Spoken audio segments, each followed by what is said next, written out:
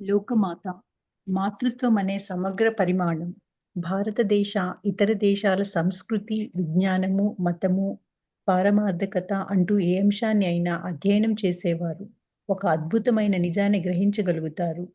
ఏ అంశంలోనైనా పూర్ణత్వాన్ని ఆశించింది హైందవ మానసం. ఒక్కదానిని తెలుసుకుంటే సమస్తాన్ని తెలుసుకోగలదేమో! ఆ ఒక్కదానిని అంటే పూర్ణత్వాన్ని కోరుకునే చింతా చింతనా స్పందనను ఉపనిషత్తుల కాలం నుండి మనం చూడవచ్చు. చింతనా సరళిని మనం మాతృదేవి జీవితంలో ప్రవేశపెడతాం. ఏ పరిమాణాన్ని అర్థం చేసుకున్న మాతృదేవి జీవితాన్ని కొంతైనా అర్థం చేసుకున్న వారమవుతాము. మాతృదేవి ఒక భక్తురాలు.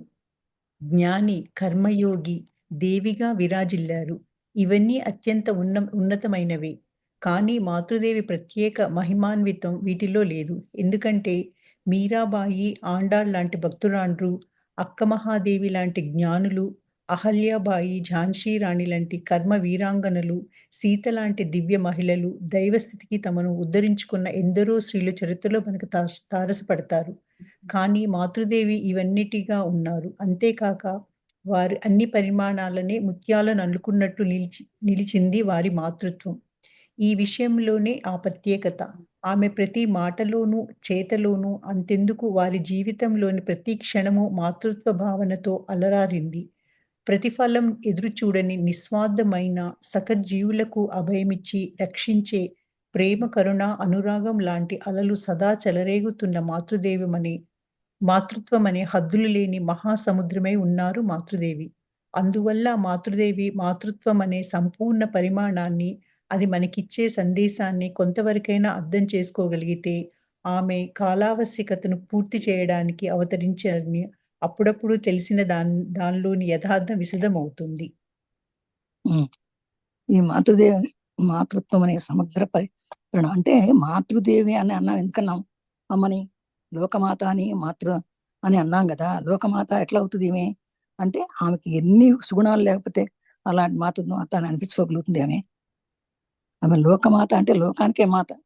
అంటే మరి అంత మాతృత్వం రావాలంటే అసలు మాత అని తల్లి అనిపించుకోవడమే గొప్ప గర్వకారణం. అలాంటి లోకమాత అనిపించుకోవడం ఎంత గొప్ప కారణం. ఎన్ని మార్పులు ఆమె దగ్గర, ఎన్ని రకాల మార్పులు చూసి మరి ప్రజలందరూ కూడా ఆమెని మాత అన్నారు, లోకమాత అన్నారు. అంటే అది అద్భుతమైనటువంటి అనుభవాలు ఆమె దగ్గర ఉన్నాయట. చక్కటి ఇతర దేశాల్లో, మన దేశమే కాకుండా ఇతర దేశాల సంస్కృతి, విజ్ఞానం, మతం అన్నీ కూడా కలిసి ఉన్నాయి. ఆమెలో అన్ని అధ్యయనం చేశారు. అద్భుతమైనటువంటి నిజాన్ని గ్రహించగలుగుతారు. ఏంటంటే ఏ అంశంలో అయినా సరే పూర్ణత్వాన్ని ఆశించి హైందవ మనసు, ఈ హైందవ ధర్మం అనేది అంటే హిందూ ధర్మం అనకండి, ఇది హైందవ ధర్మం, హైందవ మానసం అంటే మన సనాతన ధర్మం. ఇది ఎప్పుడు పుట్టింది కాదు. ఇది ఈ ఒక్కదాన్ని తెలుసుకుంటే సమస్తాన్ని తెలుసుకోగలుగుతాం. ఆ ఒక్కదాన్ని అంటే పూర్ణత్వాన్ని కోరుకునే చింతనా స్పందన ఉపనిషత్తు కాలం నుంచి ఉంది మనకి. అది మనకు తెలియదు, మరుగున పడిపోయింది. కానీ ఈ మాతృదేవి ఉన్నారే, ఆమె జీవితంలో ప్రవేశపెట్టి ఏ పరిమాణాన్ని అర్థం చేసుకుని మాతృదేవి జీవితాన్ని తను అర్థం చేసుకుంటాం అనమాట. ఆ విధంగా ఎవరైనా సరే ఆ మాతృదేవికి వచ్చారంటే చాలా గొప్ప మార్పుని గ్రహించగలుగుతారు. ఆమె అంతటి మార్పు, మాతృత్వం అనే మార్పుని ఇచ్చేదాన్ని, అందరినీ బిడ్డలా చూసేది. ఈ మాతృదేవి ఎలాంటి వాడు? ఒక భక్తురాలే కాదు, ఆమె ఒక జ్ఞాని, ఆమె ఒక కర్మయోగి, ఆమె ఒక దేవిగా ఉన్నారు. ఇవన్నీ కూడా ఆమెకున్నటువంటి అన్నీ కూడా చాలా ఉన్నతమైనవి. కానీ ప్రత్యేకమైన మనకు వీటిలో లేదు. ప్రత్యేకంగా ఆమె ఏమీ చేసుకోలేదు. ఆమె ఎందుకంటే ఆమె ఒక మీరాబాయి, ఆండాళ్ లాంటి భక్తురాండ్రు, అక్క మహాదేవి లాంటి జ్ఞానులు, అహల్యాబాయి, ఝాన్సీ రాణి, కర్మవీర, వీళ్ళంత సీత లాంటి దివ్య మహిళలు దయసటికి తమంతా ఉద్ధరించుకొని ఎందరో స్త్రీల చరిత్రలో ఉన్నారు. కానీ మాతృదేవి అలా కాదు. మాతృదేవి అన్నిటిగానూ ఉన్నారు. అంతేగాక వారు అన్నిట్లోనూ ఒక ముత్యాలు అల్లుకుంటూ అన్నిట్లో ఉంది ఆవిడ. గృహపాలనలోనూ ఉంది, జ్ఞానంలోనూ ఉంది, కర్మలోనూ ఉంది, దేవి పూజలోనూ ఉంది, అన్నిట్లోనూ ఉన్నారు ఆవిడ. కానీ మహత్తీయుని ఉన్నారు. అంతగా వారు అన్నిట్లోనూ ఉండి వారు మాతృత్వాన్ని చూపించారు. ప్రతి ఒక్కరిని బిడ్డలాగా చూసుకున్నారు. ఆమె ప్రత్యేకమైన ఆమె మాటలు, బిడ్డలని పిలిచేది ఆమె ప్రతి ఒక్కరిని. ఆమె మాటలు, ఆమె చేతలు ప్రతి ఒక్కళ్ళని భోజనం పెట్టుకుని పంపించేది కాదు. ఆమెకు ఉందా లేదా అని చూసేది కాదు. అది ప్రతి క్షణము ఎవరిని కోప్పడేది కాదు. మాతృత్వ భావంతో చూసేది ప్రతి ఒక్కళ్ళని కూడా. నిస్వార్థంగా ఉండేది మనిషి.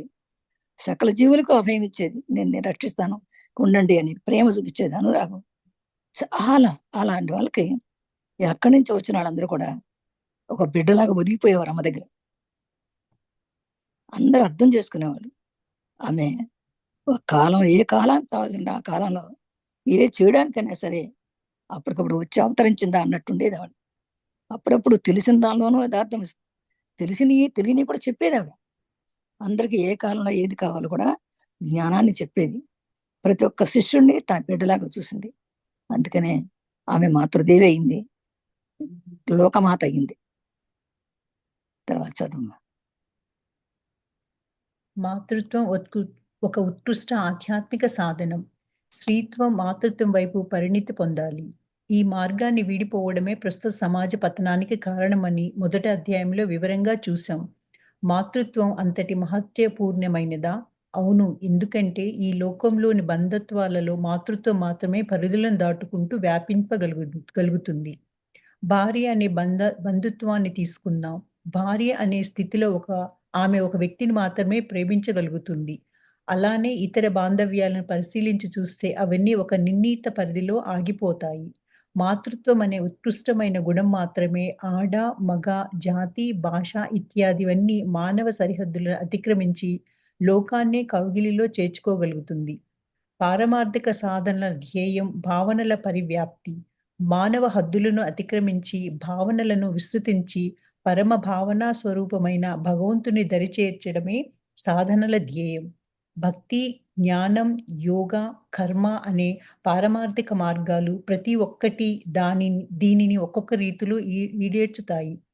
ఒక ఇంటికి పెద్దగా, ఒకరిద్దరు బిడ్డలకు తల్లి అయిన ఒక స్త్రీ తన భావనలను విస్తృతింపజేసుకుంటూ లోకాన్ని మాతృత్వం అనే ఉత్కృష్ట ప్రేమతో అక్కున చేర్చుకునే క్రియాశీలత ఆమెను పారమార్థక ఉన్నత స్థితులకు తీసుకుపోతుంది. ఈ మాతృత్వ సాధనకు అత్యంత ఉన్నతమైన పరిపక్వత, మనోపరిశుద్ధత అవశ్యకమనడం నిర్వివాదాంశం. అందువల్లనే గురుదేవులు మాతృత్వాన్ని చిట్టచివరి తత్వం అన్నారు. కానీ స్త్రీలకు దీనిని పాటించే విధానం సహజ సిద్ధము, సరళము అయ్యింది. దీనినే మాతృదేవి జీవించి చూపించారు. అది మాతృత్వం అనేది ఒక ఉత్కృష్టమైనటువంటి మాకు చాలా గొప్ప విషయం. అందరూ కూడా మాతృత్వం సంపాదించలేరు. అందరినీ మాత అని ఎందుకంటాం మనం? అది ఆవిడే అంటాం, ఈవిడే అంటాం. కానీ ఒక ఎంత ఆధ్యాత్మికంగా ఆవిడ చాలా ఎక్కువ ఎదిగిపోయింది కనుక అందుకే ఆవిడ లోకమాత అనిపించుకోగలిగింది అనమాట. అంటే ప్రతి స్త్రీని మాటే, కానీ ఆ స్త్రీ మాతృత్వం వైపు పరిణించాలంటే కొన్ని మార్గాలు ఎన్నుకోవాలి. ఈవిడ చక్కగా మనం ఇదివరకు చాలా సార్లు విన్నాం. ఇది ఈ మాతృత్వం అంటే ఎంత మహత్వపూర్వమైందో మనకు తెలుసు. లోకంలో ఎన్ని బంధుత్వాలు ఉన్నా మాతృత్వానికి పరిధులు లేవు. అలాంటి బంధుత్వం తీసుకునేది ఒక భార్యనిలో ఒక వ్యక్తిని మాత్రమే భార్యగా ప్రేమించగలదు. కానీ ఇతరులందరినీ కూడా బాంధవ్యాలపై చూస్తే ఇవన్నీ ఒక నిర్ణీత పరిధులు అయిపోతాయి. ఎవరో ఒక అత్తని, ఒక మామని, ఒకటి ఇలాని కాదు. ఆవిడ ప్రతి ఒక్కళ్ళని ఒకే రకంగా చూసేది. ఎలా ఉండేదంటే ఆమెకి ఆ మాతృత్వం చూసినప్పుడు వీళ్ళు ఆడవాళ్ళ, వీళ్ళు మగవాళ్ళ, వీళ్ళు ఏ మతం వాళ్ళు, వీళ్ళు ఏ భాష వాళ్ళు, ఏ జాతి వాళ్ళని చూసేది కాదు ఆవిడ. ప్రతి ఒక్కరికి ఆమె తల్లి. అందుకని మామూలుగా చేసే సాధనలన్నిటికీ కూడా ఒక ఒక మానవ హద్దులు ఉంటాయి. ఆ హద్దులను కూడా అతిక్రమించి పరమపాయన కొంచెం భావంతో భగవంతుని బిడ్డలమని అనిపించి ఆ భగవంతుని దర్శించడమే సాధనగా చేసుకోవాలని భక్తి, జ్ఞానం, యోగ, కర్మ అనే ఈ పారమార్థిక మార్గాన్నిటిలో ప్రతి ఒక్కటి ఒక కృతిలో జరిగిపోతాయని చెప్పి ఒక ఇంటికి పెద్దగా ఒకరిద్దరు బిడ్డలకు తన ఇంటికి పెద్దగా అంట బిడ్డలకు తల్లి ఒకరిద్దరు, అసలు ఆమె తల్లే కాలేదు మామూలుగా. కానీ ఆ ఊళ్ళో అందరూ ఆమె బిడ్డలే. ఇంటి పెద్ద ఒకరిద్దరు బిడ్డలకు తల్లి అని ఒక స్త్రీ తన భావాలను విస్తరణ చేసుకుంటూ లోకాన్ని మాతృత్వాన్ని హక్కును చేర్చుకునేది క్రియాశం. కానీ ఈమె ఉన్న వాళ్ళందరూ కూడా ప్రపంచంలో తను కనపడే వాళ్ళందరూ కూడా తన బిడ్డలుగా చూసుకుందంటే ఈ మాతృత్వానికి హద్దులు లేవు. ఎంత ఉన్నతమైన పరిపక్వత ఉందో, ఎంతో మనోహరమైనటువంటి పరిశుద్ధత మనసు ఉందో చెప్పడానికి మనకు సరిపోదు. అందువల్ల గురుదేవులు కూడా అనేవారు, మాతృత్వాన్ని చిట్ట చివరి తత్వం అనేవాళ్ళట. అసలు అలాంటి మాతృత్వం అనుభవించడం అనేది చిట్ట చివరి తత్వం. మనం ఆధ్యాత్మలో చిట్ట చివరి తత్వం అంట అని గురుదేవులే అన్నారు. కానీ అది స్త్రీలకు దీన్ని పాటించే విధానం సహజ సిద్ధం. అది ముఖ్యంగా స్త్రీలకి ఇది సహజ మాతృత్వం అనేది. కానీ ఆ మాతృత్వం దక్కించుకోవడం అనేది చాలా గొప్ప విషయం. దాన్ని అమ్మ చవి చూశారు, జీవించి చూపించారు ప్రతి ఒక్కరికి కూడా.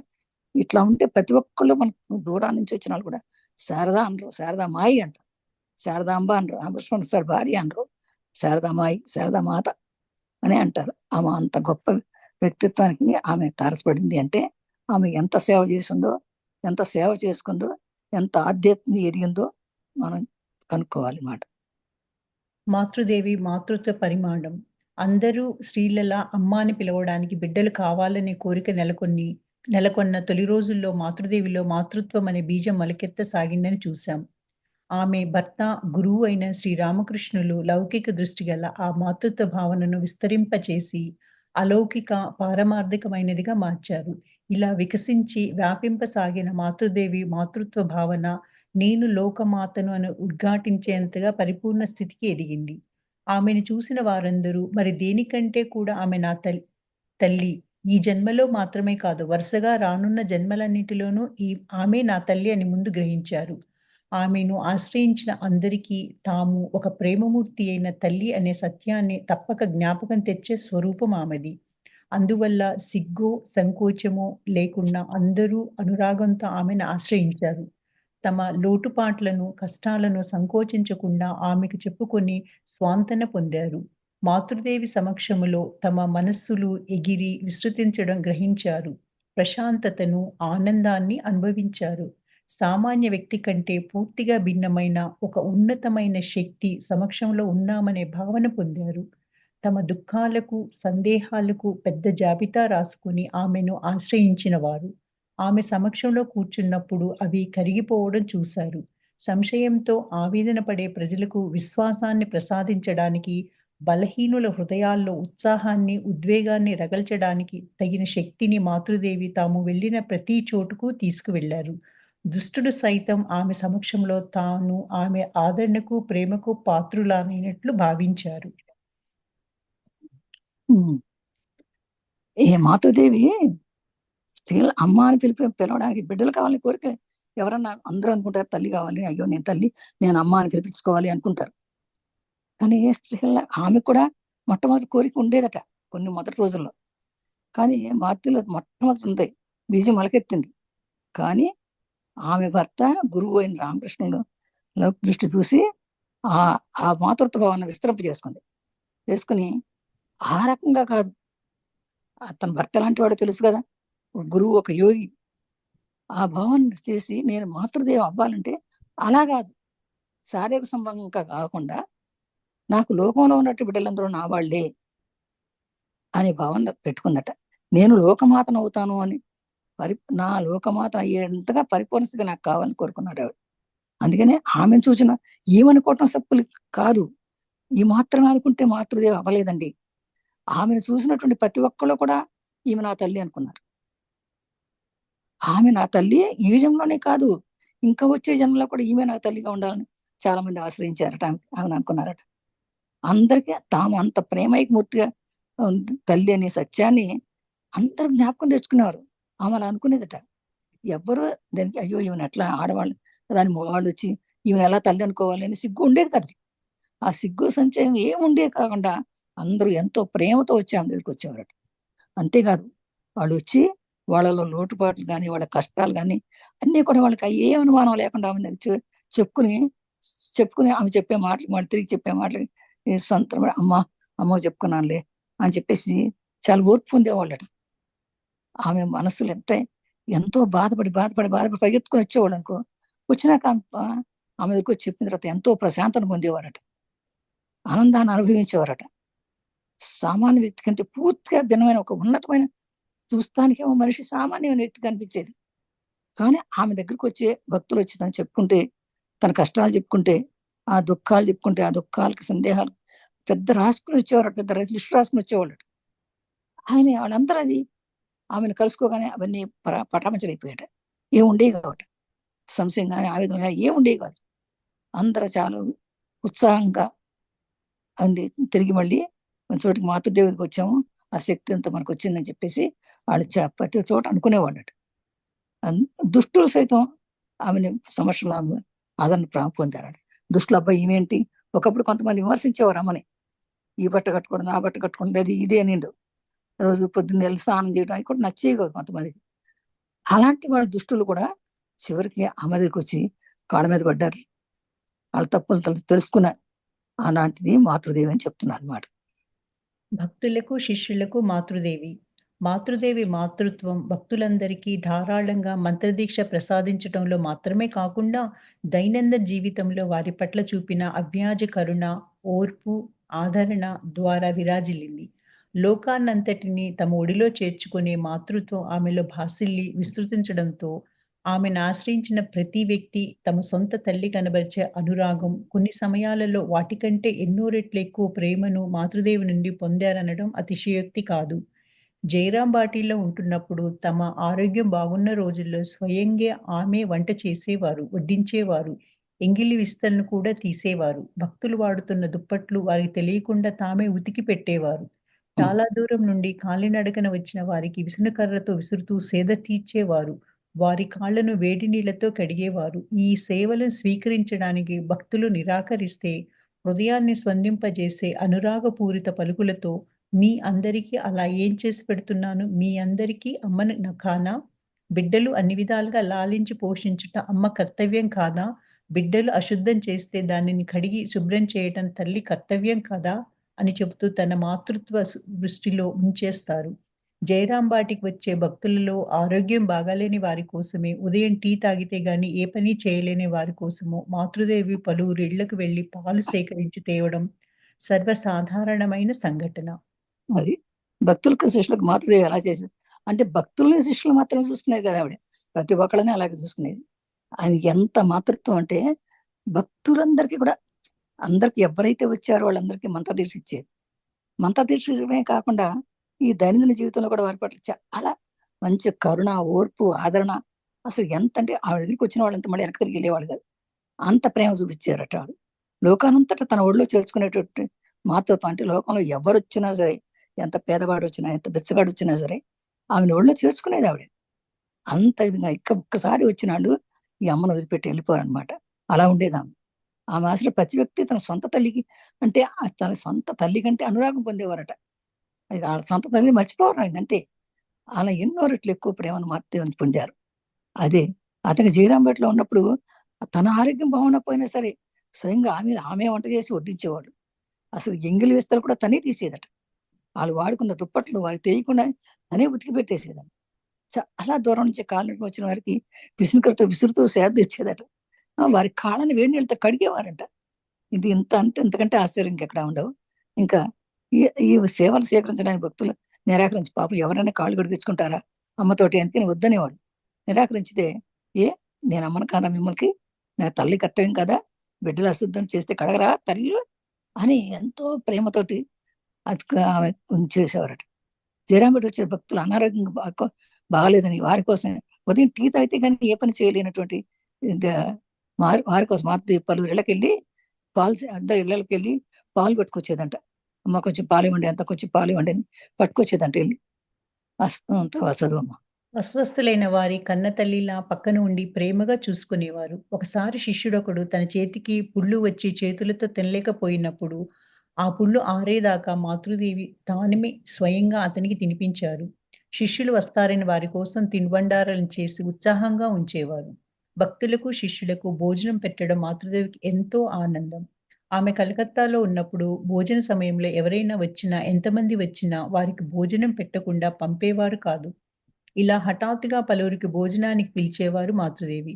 అమ్మ అని పిలుపు ఎవరైనా వచ్చారంటే అతడికది ఇవ్వు, ఇది ఇవ్వు అంటూ ఆహ్వానించటం మీకు పరిపాటి అయిపోయిందంటూ గోలాప్మ చెప్పడం కద్దు. భోజన సమయంలో కాకుండా తక్కిన సమయాల్లో వచ్చిన వారికి కూడా తీపి, పండ్లు, నీళ్లు, తాంబూలం అంటూ ఏదో ఒకటిచ్చి పంపేవారు. మాతృదేవి ఇచ్చింది సామాన్యమైన వస్తువైన హృదయంతో ఉప్పొంగే ప్రేమతో ఇవ్వడం వల్ల వాటిని తీసుకున్న వారి మనస్సుల్లో శాశ్వతంగా ఆమె నిలిచిపోయేవారు. అట్లే భక్తులు మాతృదేవికి ఇచ్చేవి కూడా అతి మామూలు వస్తువులు. అయినా వాటిని సంతోషంగాను, ఆప్యాయంగాను పుచ్చుకునేవారు. స్వామి శారదానంద మాతృదేవికి తీపి తినుబండారాలు పంపడం కద్దు. అలా పంపించే వాటిలో ఒక వంతు సింహవాహిని ఆలయానికి, ఒక వంతు ధర్మ ఠాకూర్ ఆలయానికి, ఒక వంతు బంధువులకు, ఇరుగు పొరుగులకు మిగిలింది భక్తులకు పంచిపెట్టేవారు. తమకంటూ ఏది ఉంచుకోరు. ఎందుకంటే ఆమె తల్లి కాబట్టి. ఇవ్వడమే గాని తనకంటూ ఏది ఉంచుకోవడం తల్లి నైజం కాదు కదా! అదే అదే అస్వస్థుల వారు కూడా ఆరోగ్యం బాగాలేదన్న వాళ్ళకి కూడా ఆమె ప్రేమ ఉండి చూసుకుంటారట. ఎవరికో ఒకసారి పుళ్ళు వచ్చినాయండి. పుళ్ళు వస్తే తినలేకపోతున్నాడండి. చేతికి పుళ్ళు వస్తే తినలేకపోతుంది. తను తినిపించేది నా స్వయంగా ఆమెకి.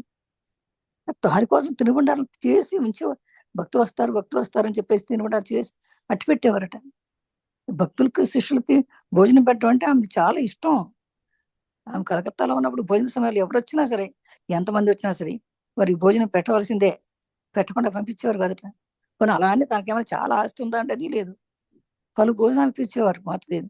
అమ్మ అని పిలుస్తుంటే అంటే ఎవరైనా వచ్చారండి చాలు అది ఇవ్వు ఇది ఇవ్వు అంటూ ఆడించడమే ఆమె చేస్తుందన్నమాట. ఇక గోలమ్మ చెప్తుందన్నమాట.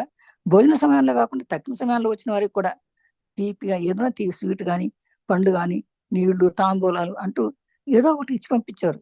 ఏమి ఇవ్వకుండా పంపించేవారు కాదామె. మాతృదేవి ఇచ్చిన సామాన్యమైన వస్తువు అయినా కూడా వచ్చిన వాళ్ళలో హృదయం ఉప్పొంగిపోయేది. ఎంతో సంతోషపడిపోయేవారంట వాళ్ళు కూడా అవి తీసుకోవడంలో. వాళ్ళు తీసుకున్న వారి మనసులో ఎప్పుడు శాశ్వతంగా అమ్మిచ్చింది నాకు అని వాళ్ళు ఎప్పుడు అలా పొగుడుతూనే ఉండేవాడు అనమాట. అట్లాగే భక్తులు ఈమెకి వీళ్ళు కూడా అతి మామూలు వస్తువులు ఇచ్చినా కూడా ఆమెను వాటి సంతోషంగా తీసుకునేది ఆప్యాయంగా.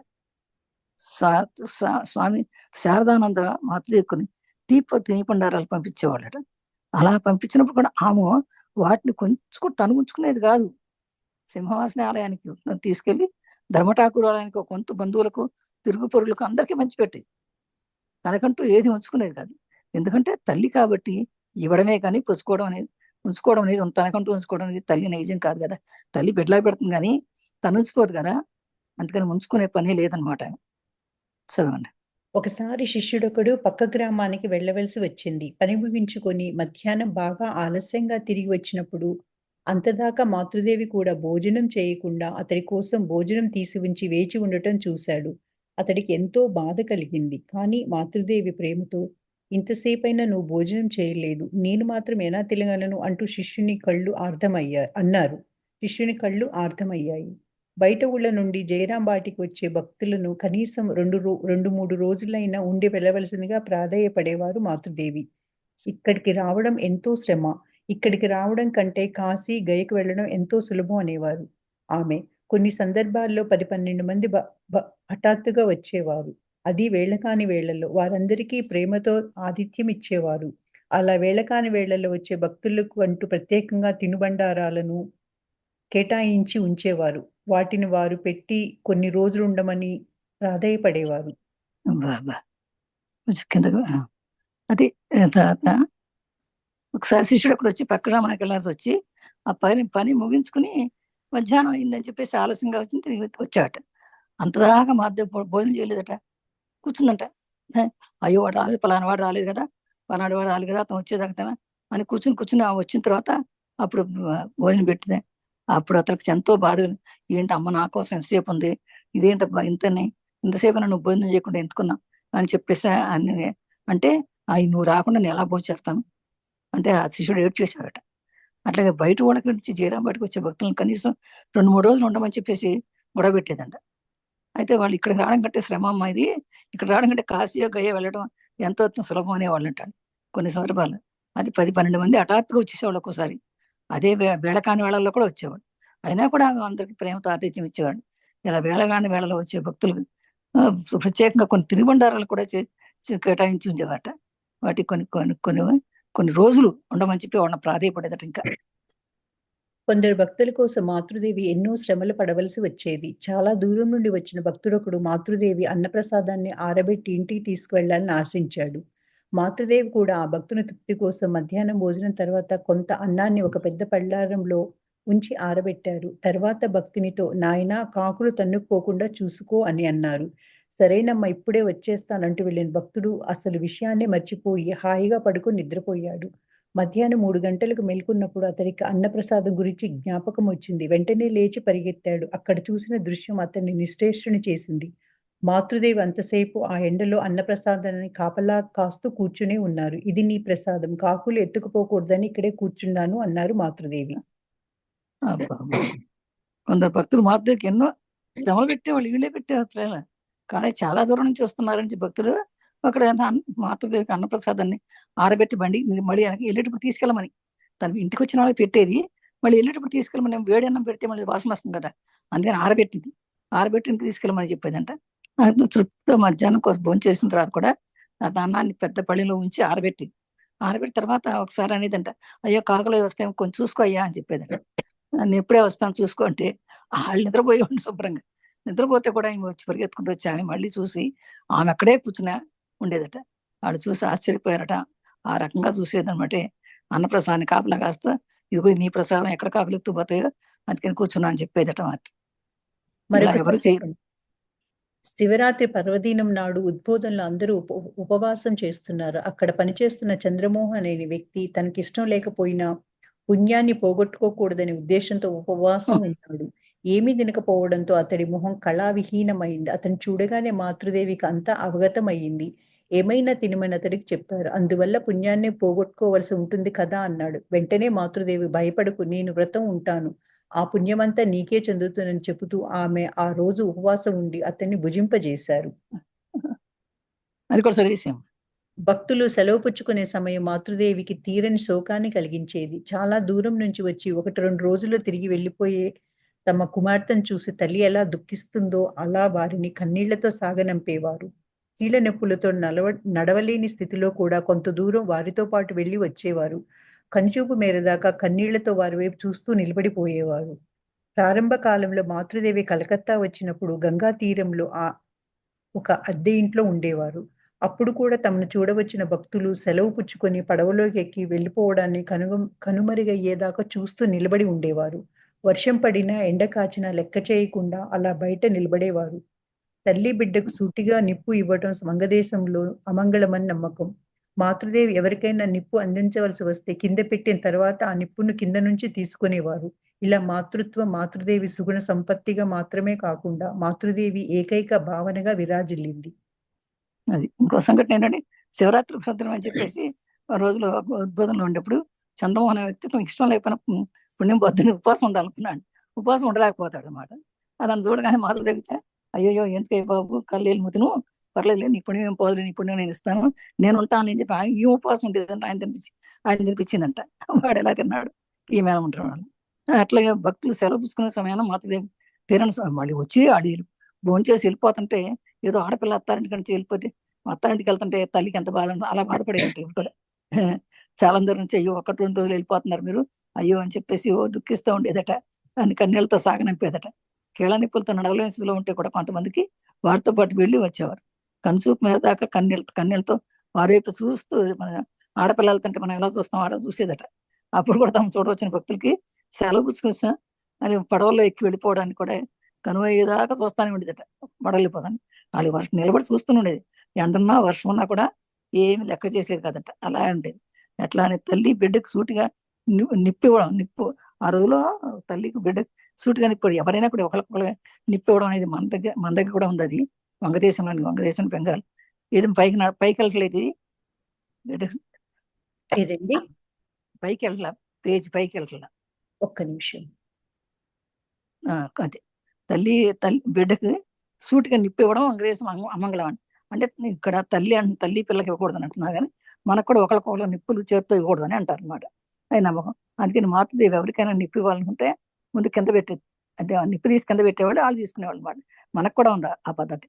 కింద నుంచి తీసుకోమని చెప్పేవారు. ఇలా మాతృదేవి చాలా సుగుణ సంపత్తికి మాత్రమే కాకుండా మాతృదేవి ఒక భావనగా ఉంది. ఆ విధంగా ఎన్నో రకాలుగా ఆమె అంత ఆరితేరింది. అందుకే ఆమె మాత అయింది.